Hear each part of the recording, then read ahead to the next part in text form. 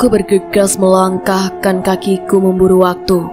Pulang kantor kulihat mendung menggelayut di langit Jogja sore ini. Aku ingin segera sampai di rumah, takut kehujanan di jalan. Wahyu, Mas Wahyu, tunggu dulu. Ku dengar sayup seseorang memanggil namaku. Aku menoleh dan kulihat Nadia berlari ke arahku. Kenapa, Nat? Mas Wahyu, bolehkah aku menumpang sore ini? Motorku mogok tadi pagi dan aku takut hujan keburu turun jika aku berlama-lama menunggu ojek di sini. Sahut Nadia sambil ngos-ngosan. Ya, bolehlah. Ayo naik. Nadia segera duduk di belakangku. Tapi aku merasa kurang nyaman. Begitu Nadia duduk tercium bau anyir yang menyengat. Bulu kuduku seketika berdiri dan aku seperti sedang diawasi. Segera aku pacu motorku secepat mungkin. Nadia yang berada di belakangku memeluk tubuhku sangat erat. Bukan karena aku ingin dipeluknya, tapi hatiku menjadi tidak karuan. Aku ingin cepat sampai di rumah, itu saja. Sedari tadi pun, sejak keluar kantor seperti ada yang mengikuti dan mengawasiku. Tiba di rumah Nadia, aku langsung berpamitan. Tak lupa Nadia mengucapkan terima kasih dan aku pun segera pergi. Hujan sangat lebat mengguyur kota Jogja malam ini. Pupus harapanku untuk bertemu di jantung hati. Bayangan wajah dan kemolakan tubuh Lia menari-nari di pelupuk mataku. Ku dengar pintu rumahku diketuk. Siapakah gerangan malam-malam di saat hujan mengguyur datang bertamu, pikirku. Aku segera membuka pintu. Ternyata Pak Roni datang bertemu membawakan bungkusan untukku, sepertinya nasi kotak. Mas Wahyu, ini dari Pak Tommy. Kebetulan tadi banyak sisa nasi. Mas juga sebenarnya tadi diundang tahlilan di rumah Pak Tommy, tapi keburu berangkat kerja tadi pagi. Tutur Pak Roni panjang lebar. Alhamdulillah, terima kasih Pak. Tahu aja saya lagi lapar, rezeki ini, jawabku tanpa malu-malu. Oh iya Pak, ada acara apa di tempat Pak Tommy Pak? Tumben, ini kan bukan malam Jumat, kok ada tahlilan? Begini Mas Wahyu, anaknya Pak Tommy, Alia, sudah ditemukan tadi pagi di rumah kosong, gak jauh dari gang rumah kita ini loh Mas, cerita Pak Roni. Nah, kalau sudah ditemukan, bukannya seharusnya biasa aja Pak, kok sampai dibikinin acara segala? Selidikku menghilangkan rasa penasaran.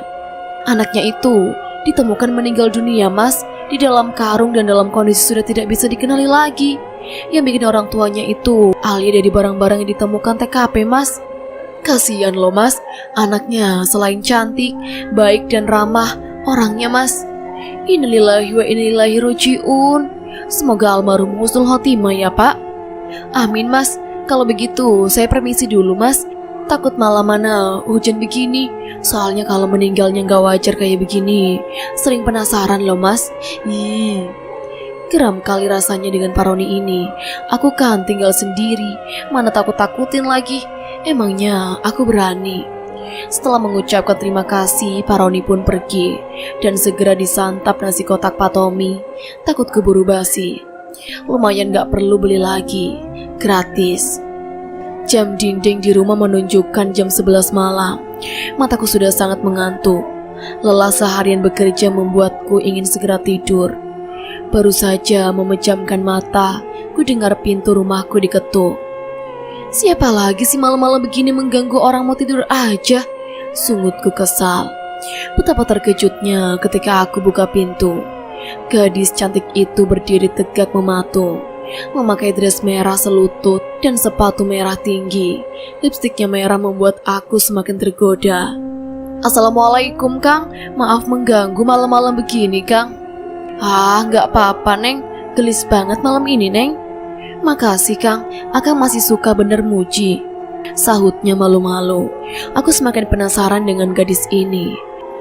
Ada rasa bahagia dan juga heran. Ada apa gerangan yang membuat Lia datang menemuiku di waktu malam begini? Ku persilahkan ia masuk ke dalam kos-kosanku yang sederhana ini. Ada rasa malu begitu ia masuk di tempatku. Pasti ia merasa risih karena sangat jauh berbeda dengan rumahnya. Tapi ternyata tak seperti dugaanku. Gadis itu begitu menikmati mengobrol denganku tanpa rasa risih sedikit pun. Ia tertawa lepas. Sepertinya sangat bahagia. Mungkin ia kesepian, pikirku. Akang, sudah punya pacar belum, Kang? Tanyanya kemudian. Belum, Neng. Jawabku apa adanya. Neng, suka sama Akang. Akang baik dan juga sopan. Mendengar perkataan Lia, aku menjadi terkejut. Apa pantas diriku yang seperti ini punya pacar seperti Lia? Aku bingung mau menjawab apa. Kok diam, Kang? Akang gak suka sama Neng ya? Tanya Lia lagi. Apa pantas, Neng? Akang ini bukan orang kaya, Neng. Jawabku kemudian. Lia mendekatkan wajahnya ke wajahku. Tercium aroma melati dan bunga kantil semerbak dari tubuh moleknya. Neng tahu Akang punya rasa juga. Neng mau Akang jadi pacar Neng. Aku bingung mau jawab apa. Di satu sisi aku memang menyukainya, tapi di satu sisi aku merasa tak pantas. Lia, kamu membuatku tergila-gila. Aku Nadia.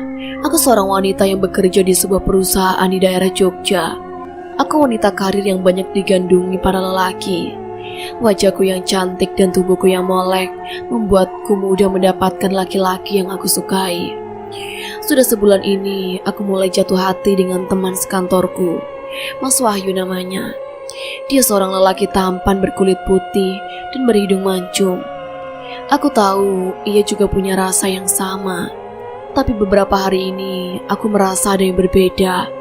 Sikapnya yang dulu ramah dan perhatian kini menjadi dingin kepadaku. Aku tahu kenapa ia begitu. Sejak sedari kecil aku sudah bisa merasakan dan melihat sesuatu yang orang lain tak mampu. Aku punya indera keenam yang tidak dimiliki orang-orang pada umumnya.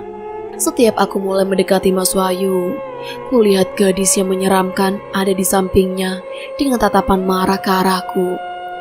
Gadis itu berbau busuk seperti bangkai. Matanya melotot dan lehernya tersayat mengeluarkan darah. Rambutnya panjang tergerai. Dia menggelayut mesra di bahu Mas Wahyu. Setiap aku mendekat, matanya tajam dan mulutnya menyeringai, seolah ia marah dan cemburu padaku. Aku sebenarnya takut, tapi aku kasihan kepada Mas Wahyu. Pasti sulit baginya beraktivitas di saat seperti itu. Tapi aku tak tahu bagaimana cara menyadarkan Mas Wahyu. Itu tentu sulit bagiku. Baru mendekat saja, gadis itu seolah ingin menerkamku. Seperti kejadian sore itu ketika aku menumpang motor Mas Wahyu. Gadis itu ikut terbang di atas motor Mas Wahyu. Aku sungguh takut. Darahnya menetes mengenai tanganku. Bau anyir yang membuatku jijik hingga ku peluk erat Mas Wahyu. Sampai di rumah pun aku ingin Mas Wahyu mampir dan ingin bercerita apa yang menimpanya. Tapi seperti biasa, Mas Wahyu menolak dan pergi dengan memboncengi gadis itu. Gadis itu tersenyum menang dan tertawa cekikikan. Sungguh mengerikan. Suaranya memekakkan telinga. Malam ini ketika hujan turun dengan derasnya, aku mulai menarik selimut. Lelah yang melanda karena seharian bekerja. Baru ingin memejamkan mata, sesuatu mengejutkanku.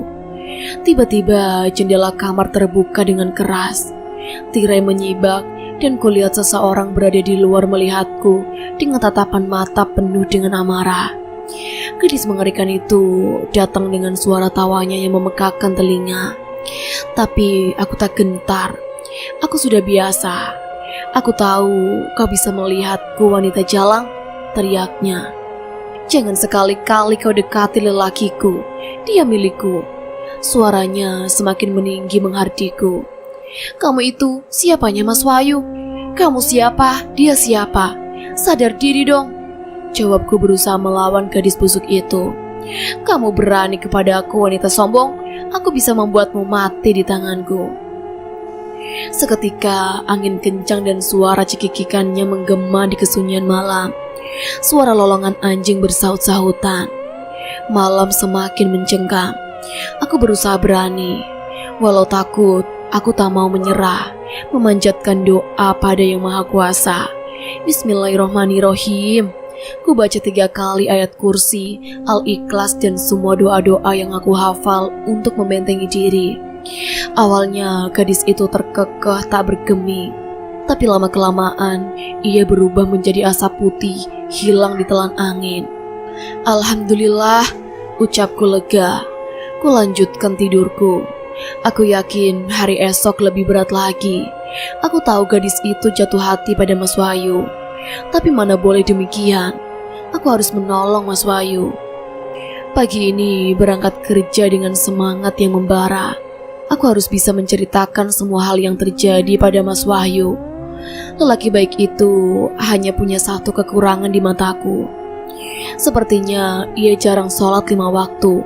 Itulah kenapa gadis mengerikan dan berbau busuk dengan nyaman bisa mendekati Mas Wahyu. Ia selalu menggelayut mesra seperti orang yang kasmaran. Sesampainya di kantor, kulihat Mas Wahyu sudah asik di depan laptop. Tatapan matanya kosong dan sayu. Wajahnya pucat seperti tak bertenaga.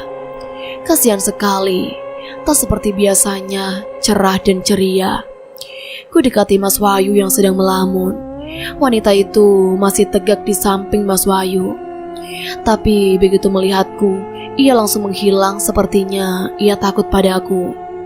"Mas, kamu sedang sibuk nggak?" Tanyaku seraya menepuk pelan pundak lelaki impianku. "Enggak," jawabnya singkat. "Bisa nggak nanti kita makan siang berdua? Ada sesuatu yang ingin aku katakan." "Boleh," ia mengangguk perlahan. Sebenarnya ada rasa kesal menghadapi sifat Mas Wahyu yang berubah dingin seperti es kepadaku. Aku tahu ini bukan kesalahan Mas Wahyu, tapi karena gadis mengerikan itu. Gadis menyeramkan yang mencintai lelakiku, Mas Wahyu. Dan aku harus bersaing dengan seorang yang bisa kusebut sebagai hantu. Ku ikuti langkah Mas Wahyu menuju kafe di seberang kantor. Masih dengan tatapan datar dan sikapnya yang sangat biasa saja. Dingin. Duduk berhadapan dengannya, tapi sepertinya sendiri. Dia diam 1000 bahasa sambil menikmati makanan yang ada di hadapannya. Aku bingung harus memulai dari mana. Aku takut ia tersinggung dan malah menjauh. Pasti dia akan menganggapku seperti orang gila. Karena apa yang aku sampaikan sungguh susah diterima dengan akal sehat. "Mas?" "Iya, Nat. Sebenarnya apa yang ingin kamu sampaikan sepertinya sangat penting. Begini Mas, apa kamu merasa ada yang aneh belakangan ini dengan dirimu?" "Enggak sih, cuma kadang-kadang aku merasa sangat letih dan capek. Pundakku terasa berat seperti sedang menggendong sesuatu."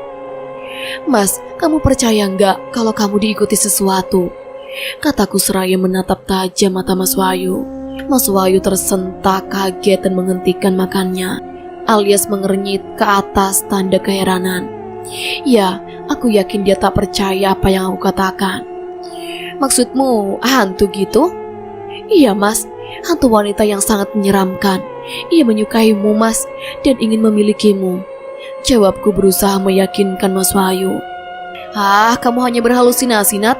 Gila kamu," jawabnya kasar. "Bukan begitu Mas. Apa kamu sedang bersama seorang wanita saat ini Mas? Adakah yang kamu cintai saat ini?" tanyaku penuh selidik. "Ya, aku punya seseorang pacar saat ini dan aku sangat mencintainya," jawabnya tegas. Aku sakit mendengar penuturan Mas Wahyu. Pantas selama ini dia membisu, dingin dan cuek kepadaku. Aku mengira itu karena si gadis hantu, tapi sepertinya bukan cuma karena itu. Dia sudah memiliki kekasih baru, dan sayangnya itu bukan aku. Aku berusaha tegar di depan Mas Wahyu, walaupun hatiku sakit seperti disayat sembilu. Cintaku tak terbalas, harapan bersamanya telah pias. "Baiklah kalau kamu tak percaya padaku Mas, tapi bolehkah aku bertemu wanita pujaanmu? Setidaknya aku ingin mengenal wanita yang bisa melumpuhkan hatimu," tanyaku pelan. "Besok malam Jumat aku berencana mengajak pacarku jalan. Kalau memang kamu mau, kita ketemu di sana aja," jawabnya singkat. "Sekarang, ayo kita kembali ke kantor. Jam makan siang sudah hampir habis. Takutnya bos marah," ajak Mas Wahyu.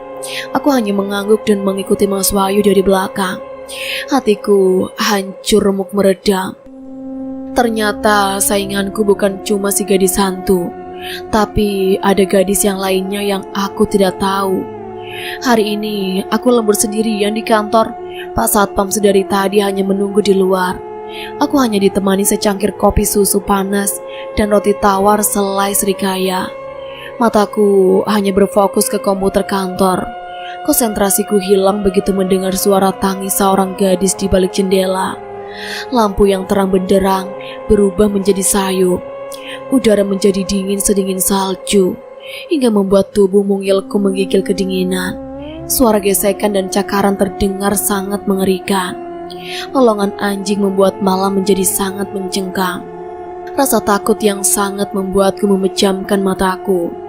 Aku tahu ini gangguan gadis busuk itu. Ia masih mengikutiku. Mungkin ia marah karena kejadian tadi siang aku makan bersama Mas Wahyu. Suara tawanya membuat bulu kuduku seketika berdiri. Rupanya kau punya nyali juga, wanita bodoh. Kau kira bisa melawanku? Wahyu hanya milikku. Kau harus tahu itu. Tiba-tiba gadis itu muncul di layar komputerku. Wajahnya yang hancur penuh darah, nanah dan juga belatung. Lidahnya terjulur keluar menampakkan gigi-giginya yang panjang. Pemandangan yang sangat mengerikan itu membuatku lemas tak berdaya. Entah kemana kekuatan yang aku punya, hilang tak bersisa. Tangan putih pucat dengan cepat menjulur keluar menuju leherku. Dia mencekikku. Aku sulit bernapas dan tak mampu berteriak. Sekuat tenaga aku melepaskan diri, namun sia-sia. Tangan itu begitu kuat mencengkram leherku. Tak sengaja tanganku mengibas dan mengenai cangkir kopi hingga terjatuh. Ku dengar sayup-sayup hentakan langkah kaki mendekat. Pintu kantor terbuka dan lampu menerang seketika. Tangan itu pun melepas cengkramannya. Tapi aku terlanjur lemas dan tersungkur di lantai. Pandanganku menjadi gelap. Nadia. Ku dengar sayup-sayup suara seseorang memanggilku pelan. Ya, aku tahu itu suara ibu. Perlahan-lahan ku buka mataku. Silau membuatku memincingkan sebelah mata. Aku bingung. Aku tak tahu berada di mana. Kamu sudah sadar, sayang? Tanya ibu penuh rasa khawatir. Aku di mana, ibu? Jawabku pelan. Kamu di rumah sakit, sayang. Satan menemukanmu pingsan tadi malam. Kondisimu lemah. Kamu sepertinya kecapean kerja, sayang. Kata ibu seraya membelai rambutku. Tapi yang ibu heran, ada bekas cekikan di lehermu. Apa yang sebenarnya terjadi pada dirimu, nak? Aku menghela napas panjang. Akhirnya aku memang harus jujur. Hantu itu selalu mengusikku. Dan aku butuh bantuan ibu. Bu, ibu tahu kan sedari kecil aku punya kelebihan. Dan itu sekarang menggangguku, bu. Maksudmu indera keenammu itu? Iya, bu. Aku saat ini sedang diganggu hantu. Dan dia berusaha membunuhku, bu. Ibu terkejut mendengar penuturanku. Matanya memandang ke atas, kemudian menatap tajam ke mataku. Ibu tahu cara melenyapkan hantu itu agar tidak mengganggumu. Itu akan kita lakukan setelah kamu sehat. Ibu akan selalu menjagamu. Dan ibu pastikan ia tak akan bisa menyentuhmu. Jawab ibu dengan penuh amarah. Aku tak tahu apa maksud ibu. Tapi aku tahu ibu tak akan membiarkanku terluka walau sedikit pun. Perjuanganku mungkin baru dimulai, tapi aku tak akan takut. Aku akan membalas semua perbuatanmu, hantu busuk.